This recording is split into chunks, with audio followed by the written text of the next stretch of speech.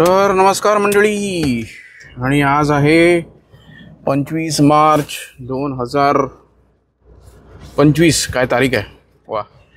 तर सर्वप्रथम गणपती बाप्पा मोरया, मंगलमूर्ती मोरया. आणि आजचा आपला परतीचा प्रवास चालू झालेला आहे, खेर्डी ते श्रीवर्धन. तर चला जाऊया.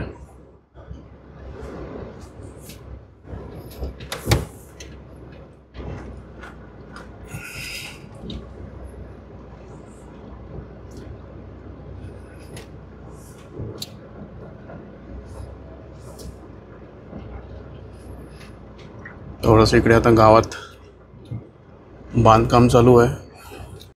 तो दुसरा ॲडव्हान्टेज हा आहे एक नॅरो व्हेकल होण्याचा, की टाईट जगांपासून आपण इझिली पास होते. तर आता तुम्ही बघितलं तर या आमच्या दोन एका घरांच्या गल्ल्यामध्ये थोडी जागा आहे, पण तरी पण वरसुरखा इझिली पास झाली.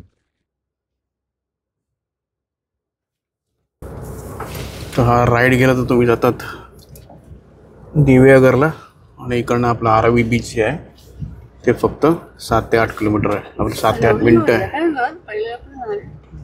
आता पहिलं पण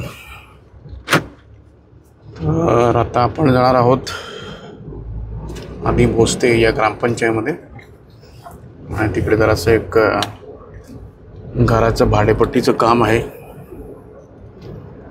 आणि सलग आता रस्ता माणगावपर्यंत तर चांगला आहे. माणगाव ते थोडं मांदगाव इंदापूरमध्ये जरा ट्रॅफिक लागतं, आणि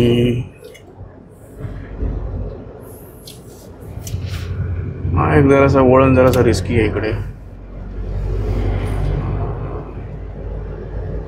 आणि गाडीचे झालेले आहेत 9,066 किलोमीटर.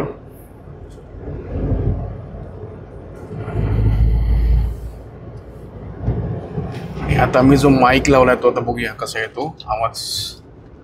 थोडासा डिफरंट माईक टाईप लावलेला आहे.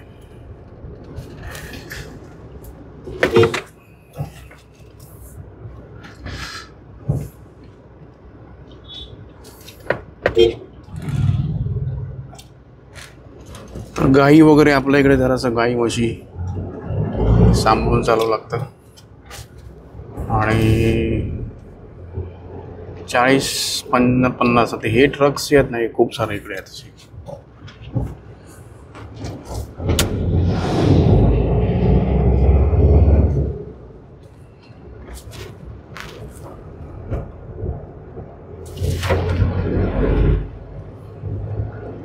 वीस सेंटर झालंय वॉशिंगचं.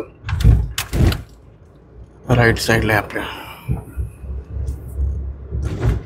हे जे डावीकडे गेला रस्ता तर तो मुंबईला जातो, आणि उजवीकडे जो रस्ता आहे तो जातो Shrivardhan. Shrivardhan S T stand इकडनं आमच्या घरापासून अंदाजून 5 किलोमीटर आहे. पण आता गेला लेफ्ट,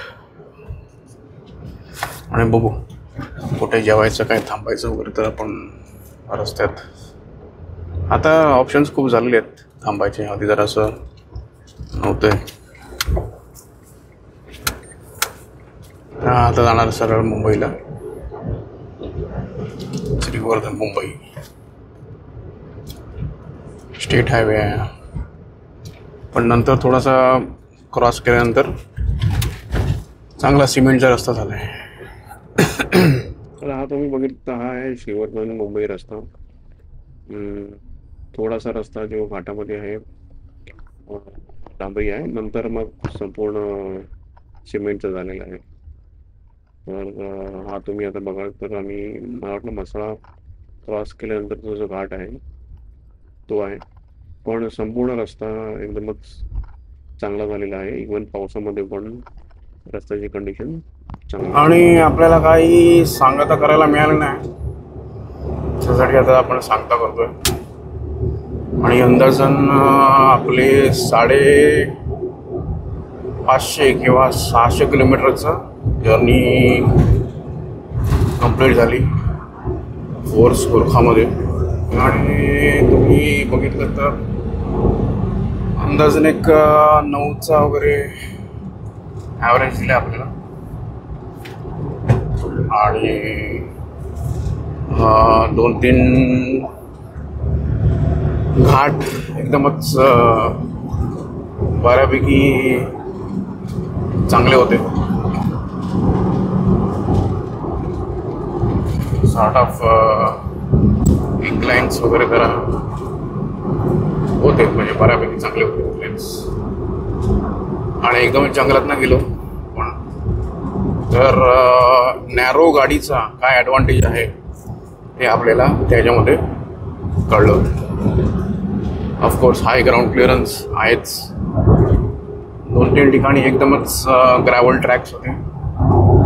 तर ग्रॅव्हल ट्रॅक्समध्ये पण ग्रिप वगैरे गाडीची चांगली होती. आणि पळायला तर आहेच, चांगली आहेच, नो डाऊट. हाय स्पीड्समध्ये वगैरे आम्ही श्रीवर्धन ते नवी मुंबई अराउंड 3.5 तासामध्ये विदाऊट ब्रेक केला. ते पण नॉर्मल क्रुझिंगला 80-90 क्रुझिंगला वगैरे केला. आमचा एक लांब पल्ल्याचा जरासा ट्रिप झाली. तर ट्रिपमध्ये मी आणि आई दोघंच होतो. आईला पण अजिबात काही त्रास नाही झाला वयोमानाप्रमाणे. पण हां, म्हणजे जास्ती माणसं भरलेली होती गाडीमध्ये, 2 जण होते आणि थोडंसं आमचं जे काय होतं ते सामान होतं. तर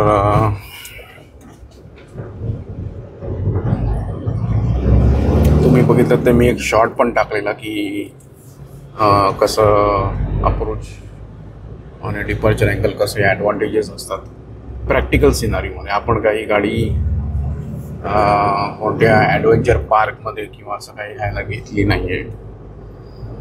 तर आणि मला एक कॉमेंटमध्ये क्वेश्चन विचारलेला कोणीतरी की स्कॉर्पिओ का नाही घेतली. तर मुख्य कारण तुम्ही बघाल तर ऑफकोर्स म्हणजे स्कॉर्पिओ चांगली गाडी आहे,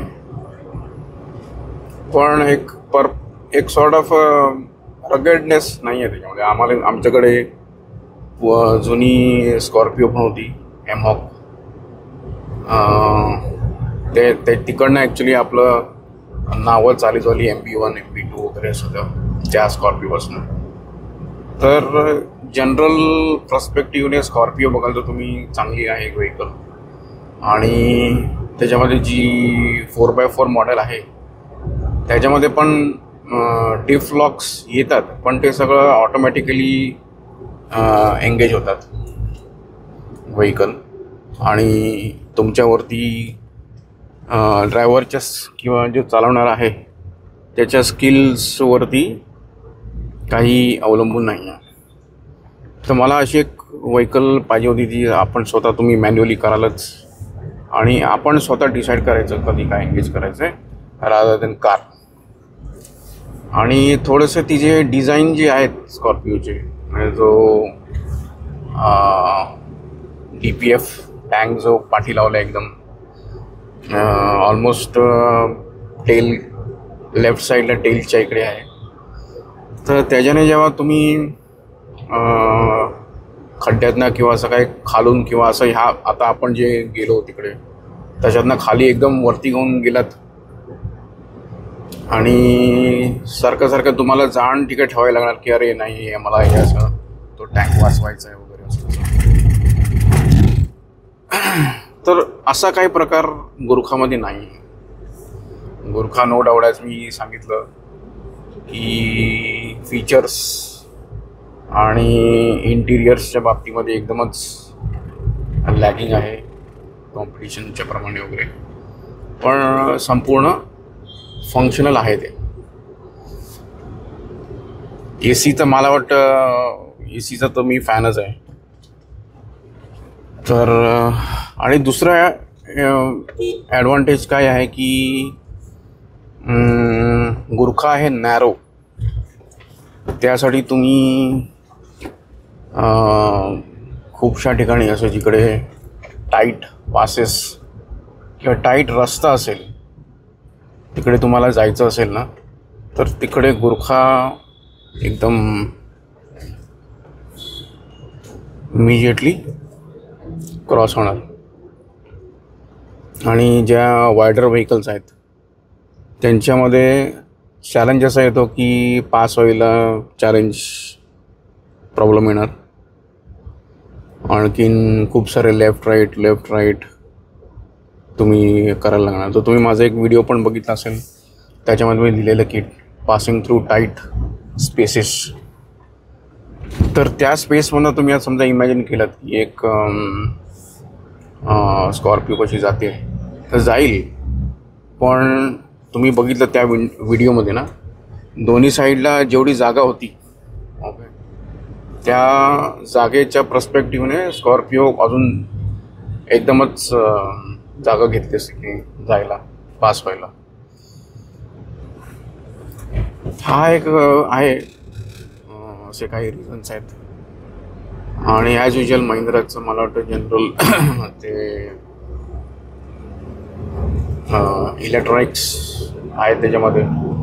तर मला इलेक्ट्रॉनिक्स वाली व्हेकल नको होती, कारण का मी एक्झाममध्ये वगैरे सगळं बघितलं. जो एक्झाम एकदमच रिलायबल होती, पण इलेक्ट्रॉनिक्स एकदमच रिलायबल पाहिजे. आणि आपल्याला तुम्हाला माहिती आहे की ॲज अ जनरल की इलेक्ट्रॉनिक्सचं फेल्युअर रेट खूप हाय आहे. तर हे काही कारणं होती की आम्ही, आणि दुसरं मेन रिझन होतं की कॉस्ट. ऑफकोर्स माझ्या हिशोबाने स्कॉर्पिओ जी आहे, जी ऑटोमॅटिक व्हर्जन आहे, ते काहीतरी 28 का 29ला वगैरे जाते. 4x4 एक्सप्लोर जे आहे, आणि हे आम्हाला 6 लाख का 7.5 लाख 7 लाख चीपर पडले. तर तसं तुम्ही बघितलं तर फोर्स मानायला पाहिजे की त्यांची त्या लोकांनी कॉस्ट कंट्रोल केलेली आहेच, आणि एक चांगलं ओव्हरऑल पॅकेज दिलं आहे. आणि जे मध्ये फोर्स जे एक्झिक्युटिव्ह आमच्याकडे आलेले त्यांना मी सांगितलं म्हणजे काय काय तुम्ही समजा आम्हाला दिलत मेजरचे अपग्रेड, आम्ही पैसे पे करून पण आम्ही करू. तर ते मग हे बोललेत, आणि बघूया असं काय होतं ते. तर हा आता होता छोटासा ब्लॉग, सांगता करूया. जय हिंद, जय महाराष्ट्र. धन्यवाद.